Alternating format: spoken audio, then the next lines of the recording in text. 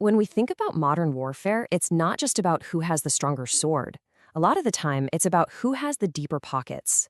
For decades, the math of defense has been, well, it's been brutally simple and deeply unfair. It costs way, way more to stop a threat than it does to launch one. But what if you could flip that entire equation on its head? What if you could build a shield so ridiculously efficient, it changes the very nature of conflict itself? So let's really dive into that question, because this isn't some hypothetical from a sci-fi movie. It's a question that some of the world's brightest engineers have been trying to answer for half a century. Seriously, just imagine it. Being able to defend a city, or a base, or a ship with an almost infinite supply of ammunition, where each shot is practically free. That's the promise we're exploring today, and it's a promise that's finally moving from the drawing board to the battlefield. Okay, this right here gets to the absolute heart of the problem. On one side, you've got a pretty simple, unguided rocket. Maybe it costs a few $100 to make and fire. But on the other side, you're the defender. To stop that cheap rocket, a system like the famous Iron Dome has to launch an incredibly sophisticated missile interceptor, a Tamir missile, that costs around $50,000. Think about that.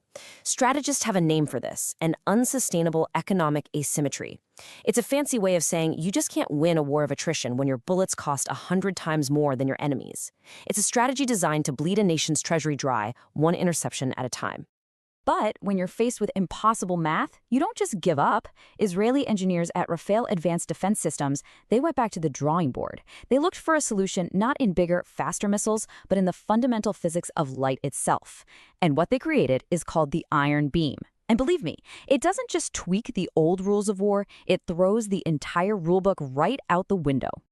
Now, I want you to pay close attention to that one word, operational. High-energy lasers have been the holy grail of military tech for decades, right? But they've mostly been stuck in labs and prototypes. The Iron Beam is different. After weeks of intense trials, it has proven itself. This is the first time a weapon of this class has actually reached full operational status, making it a true world first. And it's designed for one very specific job: killing cheap threats cheaply. Let's just let this number sink in for a second. $50,000. That's the price of a luxury car, fired into the sky to destroy a projectile that might have cost less than a new bicycle. Now, multiply that by the hundreds or even thousands of rockets fired in a conflict, and you start to see the immense financial strain. This is the cost of doing defense the old way. And this is the revolution. $3. Maybe even less. That's not the price of some exotic component. It's literally just the cost of the electricity needed to fire the laser for a few seconds. It's the price of a cup of coffee. By swapping out an expensive missile for a beam of focused light, the Iron Beam completely flips the script.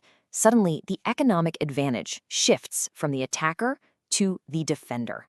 But look, this is about so much more than just saving money. This is a complete strategic shift. The tiny cost gets the headlines, sure, but look at that second point. An unlimited magazine. As long as the system has electricity, it can keep on firing. There's no warehouse full of missiles to run out of. And it is surgically precise, capable of focusing all its energy on a spot the size of a coin from kilometers away, instantly heating the target until, poof, it's gone. It's the perfect tool for swatting down swarms of cheap rockets, mortars, and those pesky drones.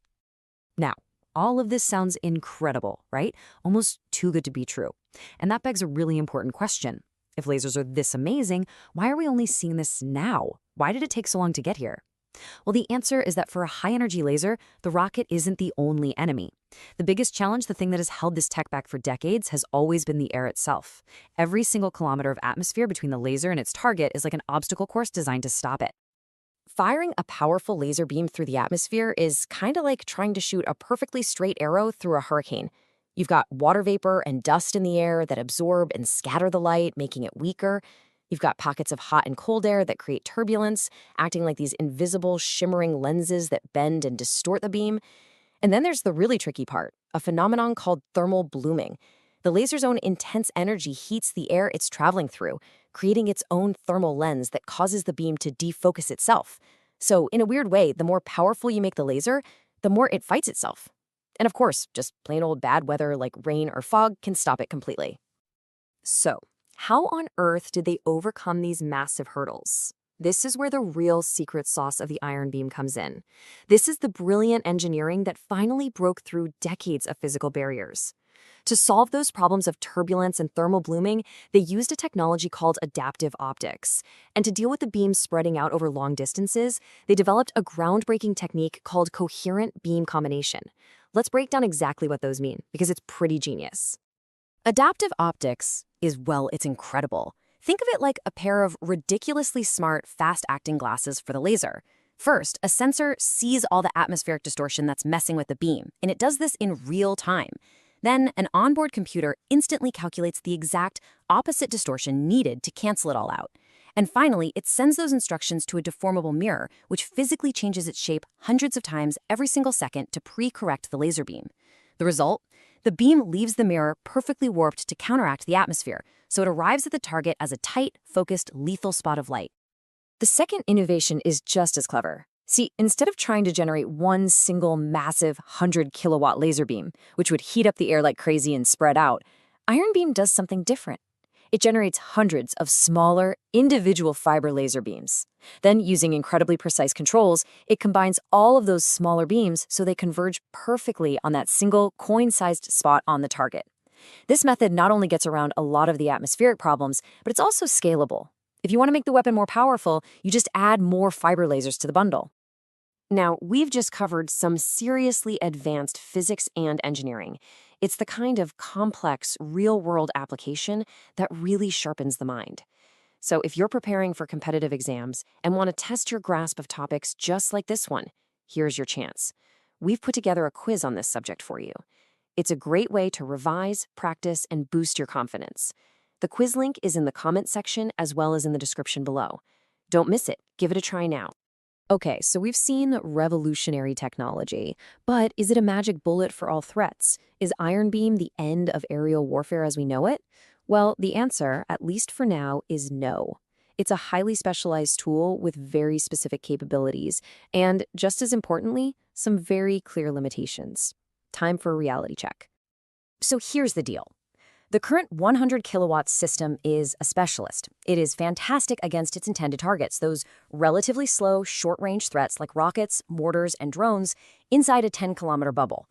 But it is not designed to stop a modern fighter jet, which would launch its own weapons from way outside that range. Nor does it have the sheer power to stop a ballistic missile, let alone an ultra-fast hardened hypersonic missile.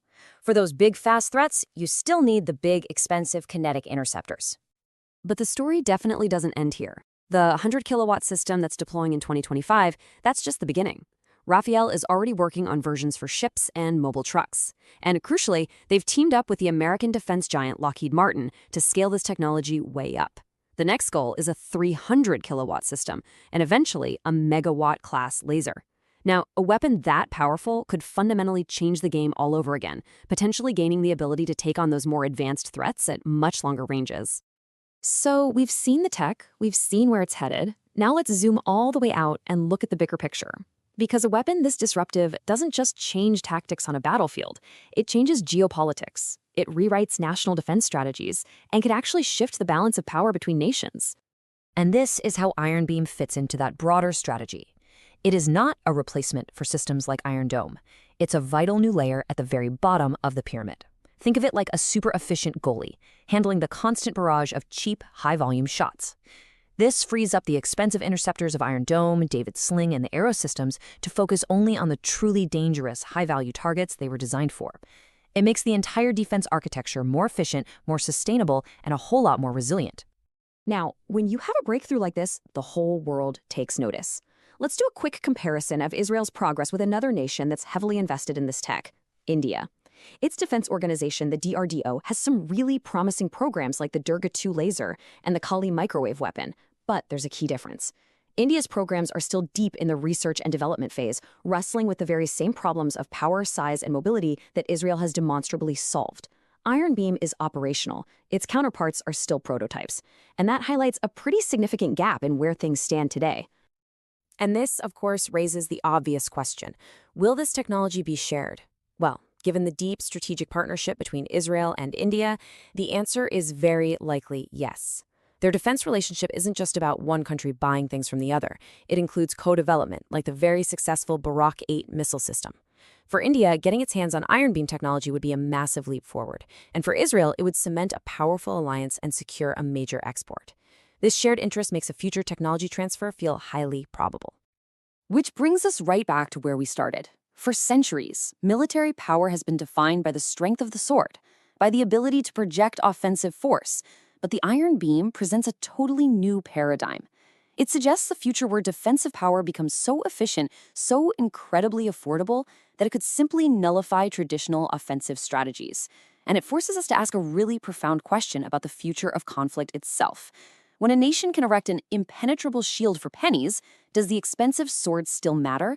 And what does that mean for the global balance of power? That's something to think about.